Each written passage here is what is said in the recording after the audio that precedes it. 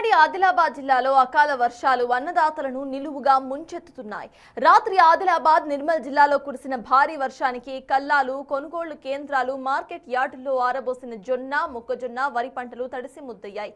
ముఖ్యంగా నిర్మల్ జిల్లా ఖానాపూర్ మార్కెట్ యార్డులో వరి ధాన్యం నీటిపాలవగా, ఆదిలాబాద్, ఇచ్చోడ ప్రాంతంలో పంటలు పాక్షికంగా దెబ్బతిన్నాయి. పండించిన పంటను కాపాడుకోవడానికి రైతులు రాత్రంతా నిద్ర లేకుండా పడిగాపులు కాస్తున్నారు. నానా అవస్థలు పడుతున్నారు.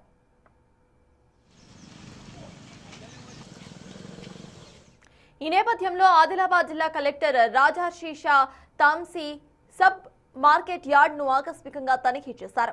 సుమారు 20,000 క్వింటాల జొన్నలు కొనుగోలు చేసిన లారీల కొరత కారణంగా లిఫ్టింగ్ జరగటం లేదని రైతులు కలెక్టర్ దృష్టికి తీసుకొచ్చారు. దీనిపై తీవ్రంగా స్పందించిన కలెక్టర్ రవాణాలో జాప్యం పట్ల సంబంధిత అధికారులపై మండిపడ్డారు. గన్నీ బ్యాగులు అందుబాటులో ఉన్నాయని, అవసరమైతే ప్రైవేట్ గిడంగులను సైతం లీజుకు తీసుకుంటామని హామీ ఇస్తూ కొనుగోళ్లు, లిఫ్టింగ్ వేగవంతం చేయాలని ఆదేశించారు. స్కెడ్యూల్ ప్రకారం ధాన్యం తీసుకురావాలని రైతులకు సూచిస్తూ సకాలంలో తూకం వేసేలా చర్యలు చేపడతామని కలెక్టర్ రాజర్షి స్పష్టం చేశారు. ప్లాట్ఫారం కరెక్ట్ లేక మాది 5 కాదు